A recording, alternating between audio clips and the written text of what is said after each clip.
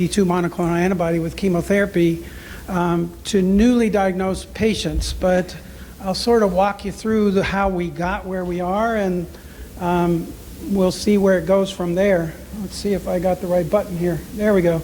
So briefly, this is just an outline of what I want to cover. I recognize that some of you guys could probably give half of this talk because you are old hats at this, and you know, neuroblastoma is a diagnosis nobody wants, but the kids are incredibly lucky to have a group of parents like you. I'm continually amazed at how active and engaged you guys are in the therapy, and it seems to be I don't know if it's a gene in you that makes you that way, but it's certainly worldwide. But some of you are relatively new to this, and so that's part of the challenge of presenting this to a group like this. So I want to just briefly make sure we're all on the same page, and if some of this stuff is old hat, I apologize in advance. But first issue is what I'm talking about is kids with high-risk disease, and we'll just briefly describe that on the next slide. And again, I think we've had several talks about the immunotherapy that was highlighted by Dr. Yu's New England Journal paper in 2010. And really, it's her persistence that led to the development of dinutuximab and approval by the FDA. Again, I just want to go back a little bit. Let's see if I got the right button here. Yeah. What is GD2 and how does that cause the death of the cancer cell? And then again, we've heard some talks about the different antibodies in the clinic, and I'll briefly describe those and then go over some unique features of one we've been using at St. Jude with that large name, HU1418K322A. We don't have a name yet. So that's the antibody we are making and using at St. Jude. And then finally get to the results of a pilot phase 2 with new high-risk patients to update you on. So again, high-risk disease for the most part is just kids that are over 18 months of age with disease that's already spread mostly to bone and bone marrow.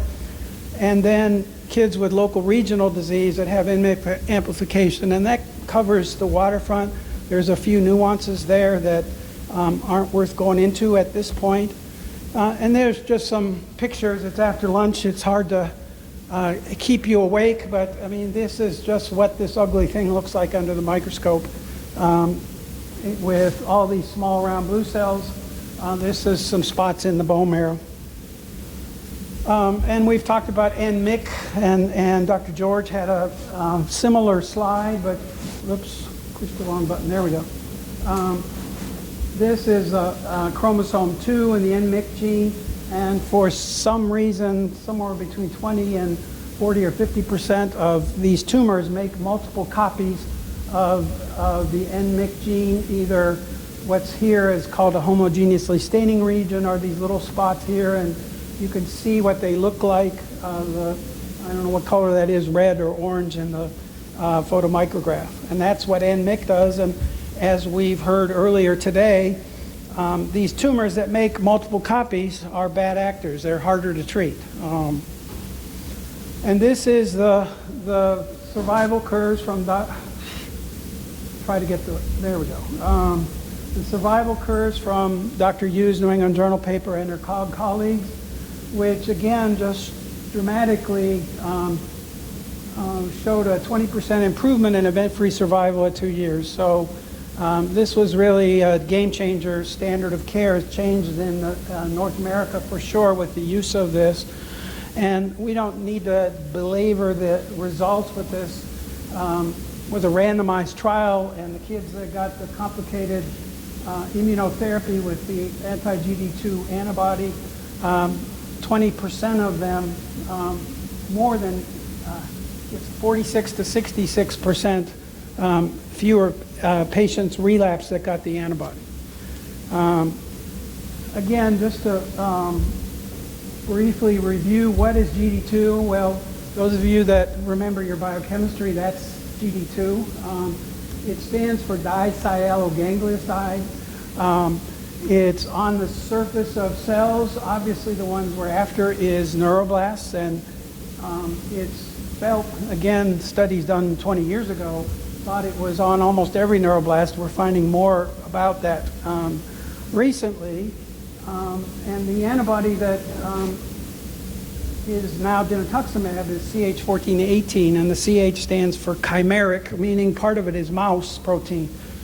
And it, you know, you don't have to be a physician to figure out if you had mouse protein circulating in your blood, you might not like it. So some of the kids get sick because of that. The major issue is that this GD2 is also on your peripheral nerves, and it's felt that when the antibody attaches there, it activates complement, and that's what causes the major issue in giving this antibody. As some of you know, we basically have to start them on a narcotic pump before we start the antibody and turn it up until they're comfortable, and then it goes away almost immediately once the antibody infusion is stopped. And that clearly is a major issue in giving these agents. There's a lot of words here, and really what I want to emphasize is these antibodies kill neuroblasts through your immune system. So antibody-dependent cell-mediated cytotoxicity, we abbreviate ABCC for obvious reasons. And basically when a cell is recognized by an antibody, cells of your immune system, the effector cells, and for GD2 antibodies, it's felt mostly to be natural killer cells, but macrophages and neutrophils participate, and basically the cells that are marked by the antibody are found by these effector cells, and the killing goes. The other mechanism is by complement, and complement, as the word implies, complements this immune removal of abnormal cells through a bunch of proteins in your blood that participate there, and to varying degrees these antibodies work by both mechanisms. And this is just a cartoon just showing here's a effector cell, here's a tumor cell, and the complement punches a hole in the cell which causes its death, and the ADCC works by the cell doing the same thing, the effector cell. And here's another picture of just ADCC, and I just want to highlight that because we've all heard the GM-CSF and IL-2, which again, they were put in this cocktail to activate the effector cells. So GM-CSF mostly with macrophages and granulocytes, and the IL-2 works on the NK cell. And again, cells that are marked by the antibody, the effector cells attach and do their dirty work. Here is an impartial list of the antibodies that are used in the clinic. The CH14 I've already described is the one that's named and approved for use by the FDA. All of these others are in various stages of use or disuse. We heard earlier about the humanized 3F8, now given a name, which means it's farther along in development. And I don't know if you can see that, but the yellow is mouse protein. And so humanized means most of it is now human, and hopefully will be better tolerated. And we certainly are finding that out both with naxitamab, can I say that right, or Brian? I don't know. And our antibody that I'll describe in a minute. This slide I just found on the web. I'm sure Alice, Dr. Yu made this slide for one of her talks. But what it demonstrates is some of the difficulty in getting agents from really discovery, beginning testing, to FDA approval. And you see it was 26 years. And I can't highlight enough. I've heard the stories from Dr. Yu, and it's really her persistence that pushed through multiple obstacles. And groups like this can certainly help going forward with new agents to help push some of these obstacles over so that we can get access to agents. Okay, here is the antibody that we have been making at our institution. It's humanized, so really just the binding area is still murine.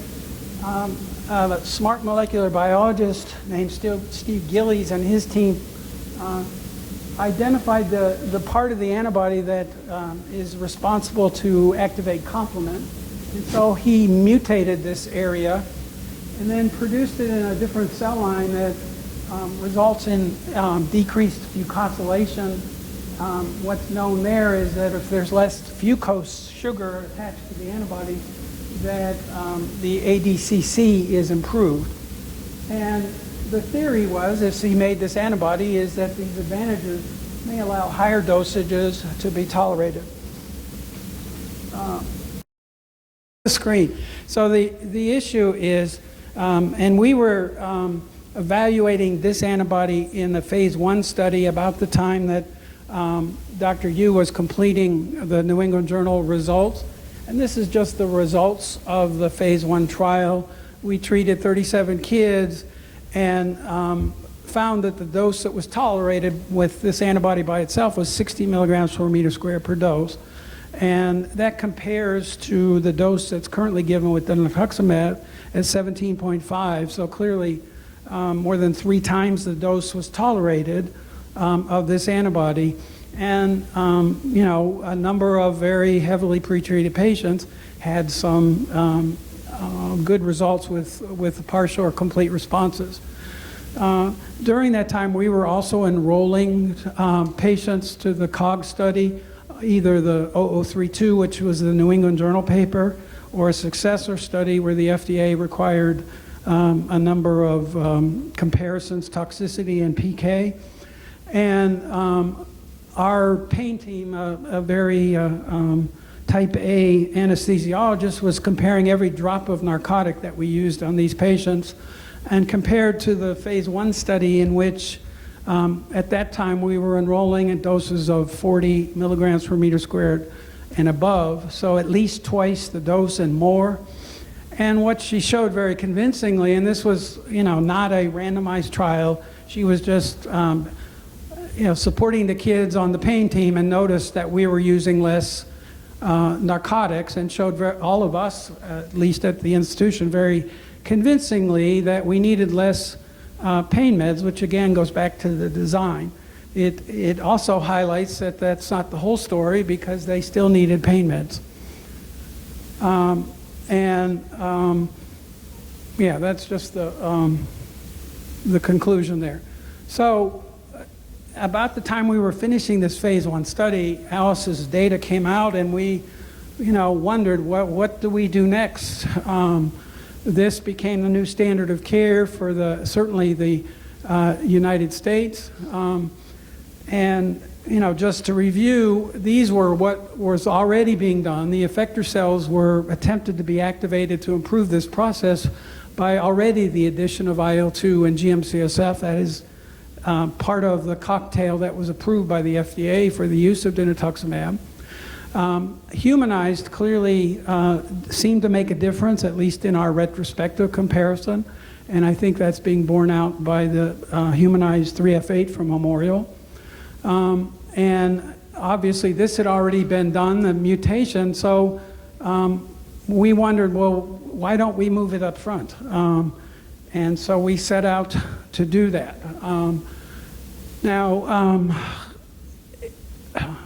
To go back to the design of the 0032 trial, when they were designing that trial in the late 90s or maybe even middle 90s, it was felt that, as I showed you, the effector cells are the ones that are needed to participate in the killing with the antibody. And so the dogma at that point was that chemotherapy kills white cells, so you wouldn't want to give antibody therapy at the same time.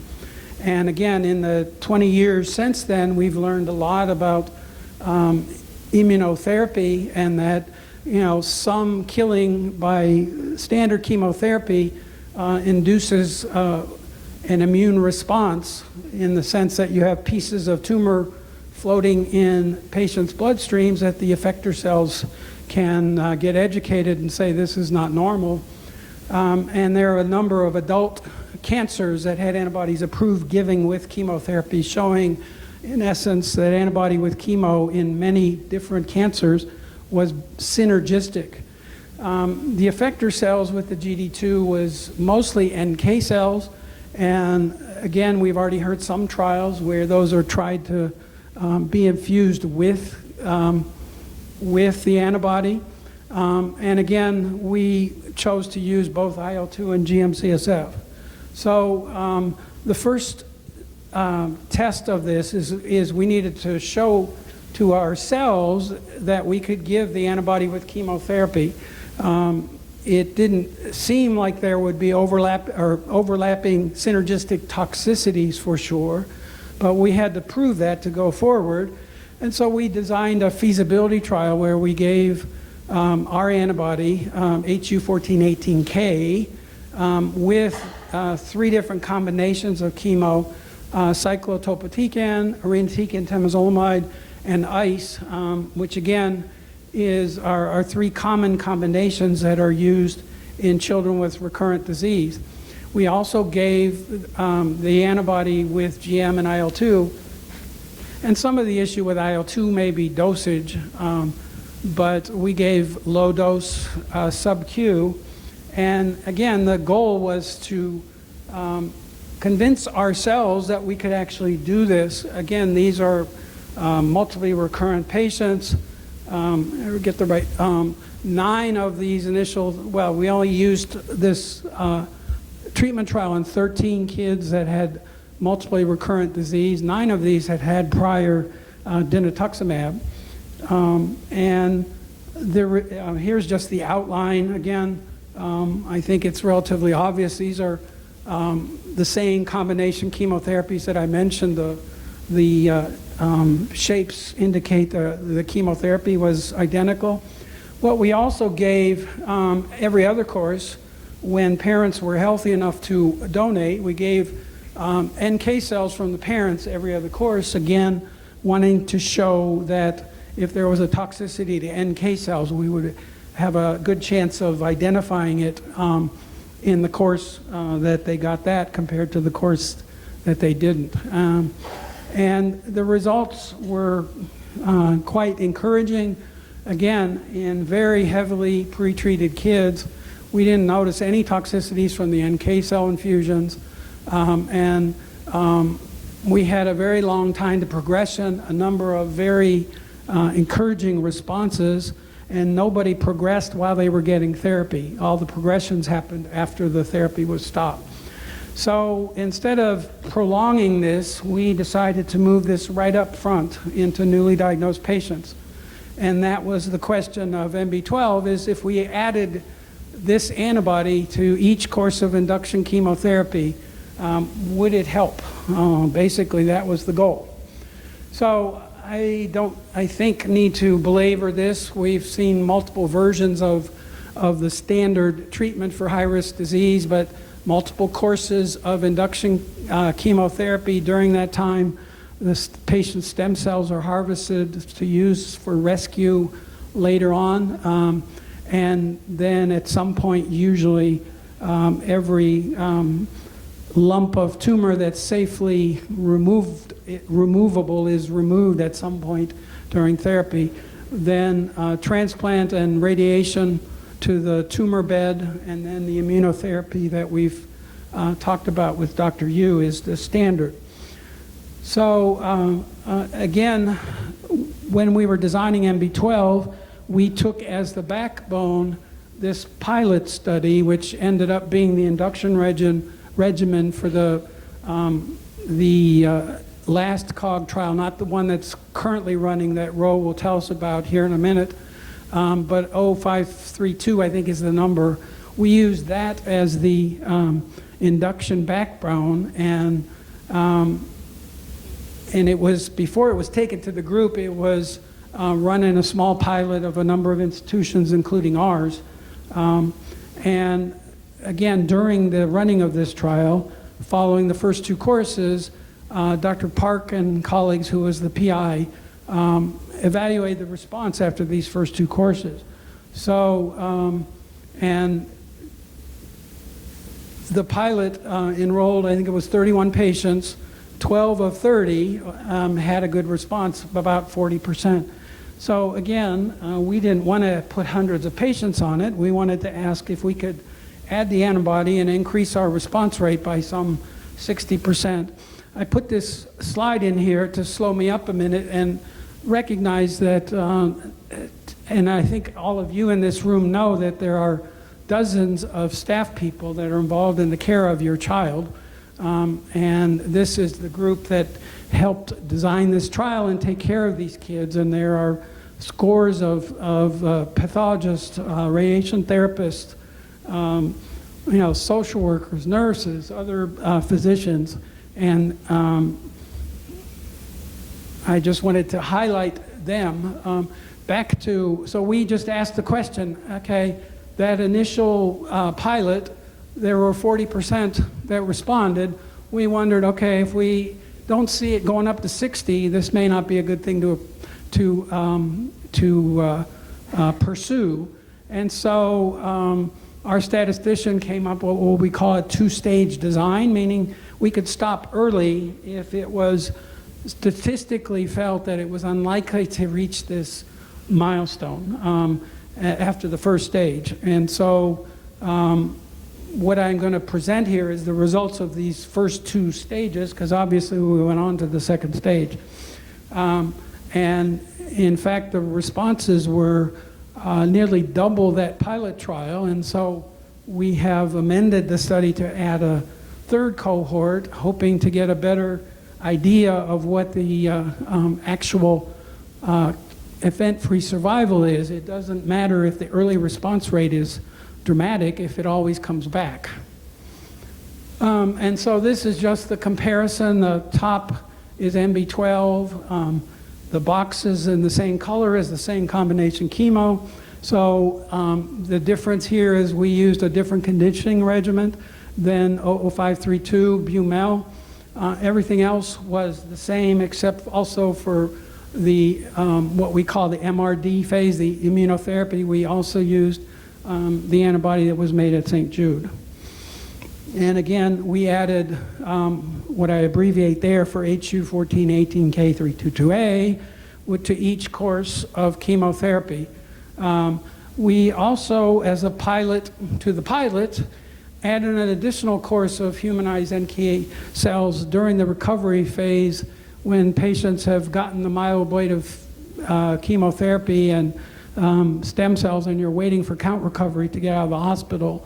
We thought, why don't we add a course of antibody? And for patients who again had healthy parents who could donate, we added another dose of NK cells at that point. And okay, so this just shows the results of the first 43, and what I would just want to highlight is, again, as expected, and it's very similar to the pilot, most of the patients were older kids who had stage 4 disease, as expected, and a good 40%, 44 I think it comes out to, had NMIC amplification. So again,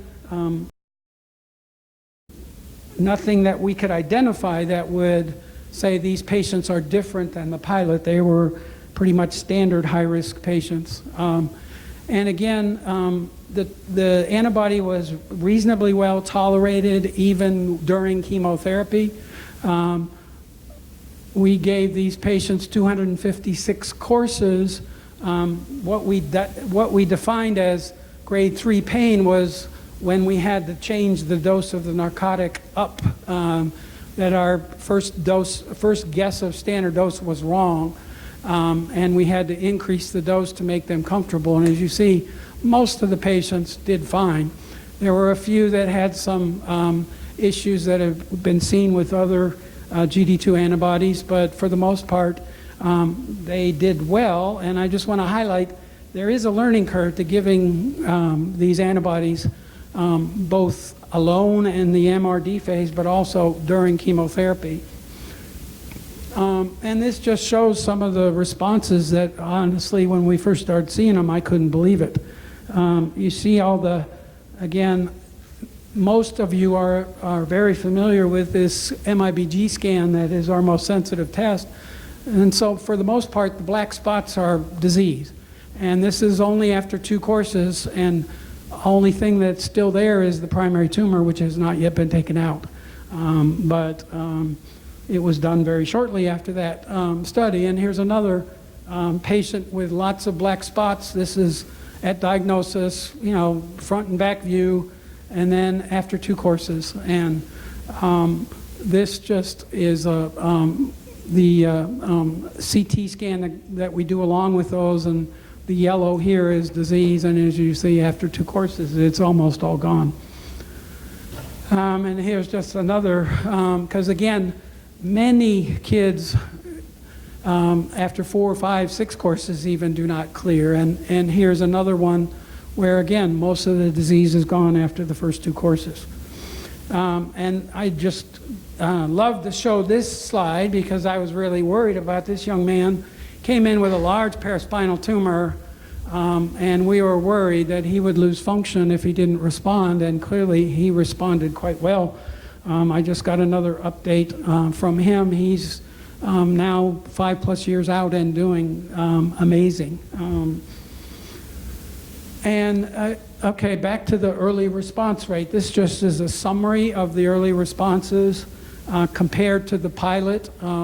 And PR and above is what we were most interested in. And let's see if I get, yeah, there we go. So it's almost double, 76%. And again, what we were seeing, just to explain, this is a waterfall plot. So above, this is 0, and minus means the primary tumor has shrunk by this amount. And this is just after the first 2 courses. So clearly everybody but this one patient had some response to this therapy.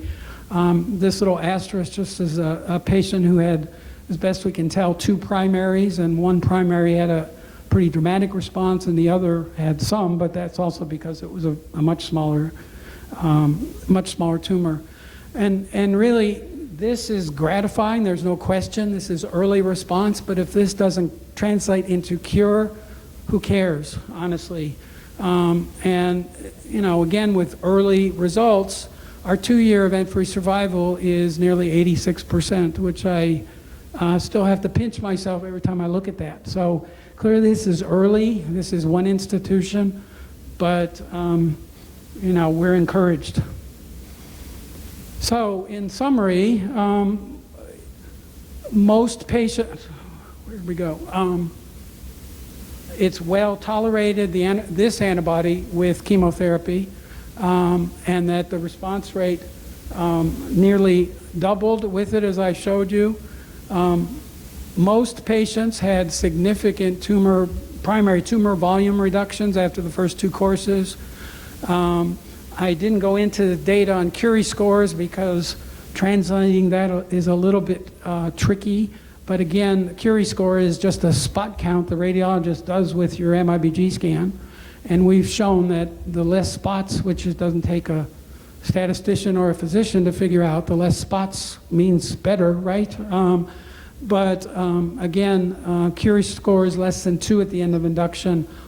A majority of our patients had that, and I already showed you the event-free survival. And here's 2 friends of mine who've completed this and are off several years now. I just hope and pray that keeps up. I think that's all I have. I'll be happy to answer any questions. Thank you, Dr. Furman. Does anyone have questions?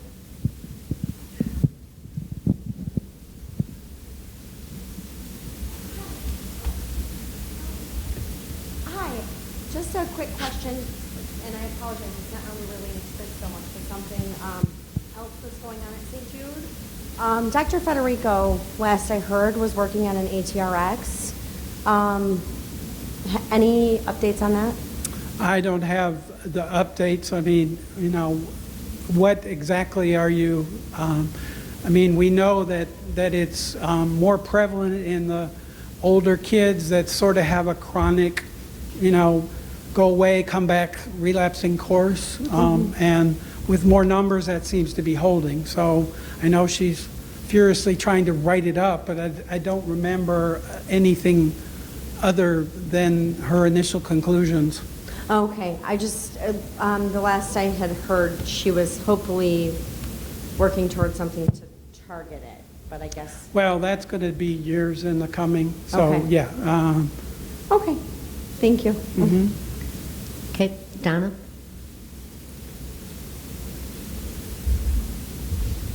Thank you for spending your weekend, at least part of it here. Really appreciate that. Given the interesting data that you have on this trial, could you comment on the COG pilot that is basically based on this? I don't know if Ro's planning on updating a little bit of that, but obviously the only anti-GD2 antibody that is for public consumption, not on a research study, is dinutuximab. And so based on these data and the data from Dr. Modi and others, our trial as well in the relapse setting, when you add anti-GD2 to chemotherapy, COG is conducting a pilot, which we are participating in as well, with like 10 or 11 institutions, where we're adding dinutuximab very similar to MB12 to see if we can do that in a pilot manner, both to give it, other smaller institutions, what are the issues of giving it with chemotherapy, and hopefully if the results are confirmed, it may end up as one of the arms in a successor COG trial once 1531 is complete. But yeah, that is ongoing and enrolling patients. Thank you. Okay, any other questions? Okay, one more. Thank you for sharing that. I had a couple of questions. The one was, did you look to see, is there any difference in the efficacy of the treatment depending on the type of chemotherapy that you're combining with the immunotherapy? That's a good question. There's a lot in mouse models and others that suggest certain chemotherapeutic agents are more immunogenic, for whatever that means. To power such a trial would take way more numbers than we have. So, and the other is just the practical issue of evaluating the disease response. You can't do it after every course, which is really what you'd almost have to do for a study like that. I presume what you're asking is which chemotherapy combination works better with the antibody. It's a very good question, and no, there's no way to get at that with this. We evaluated the kids after the first 2 courses because we were comparing it to that group to get us an early indication of whether or not we needed to continue that.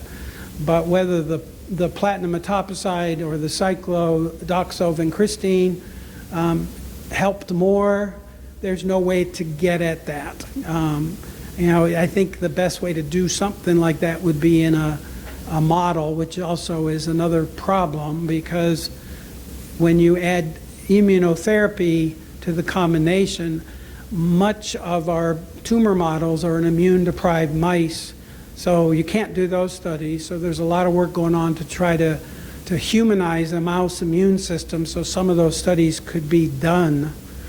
But the numbers would be probably prohibitive, even if it were a whole COG study. And honestly, the first issue is, can we cure everybody? And then the second issue is, at what cost? Which agents do we want to pull and see if we can do that safely? But good question, no answer with this trial. And then one just kind of curious question, what does it look like for the patients?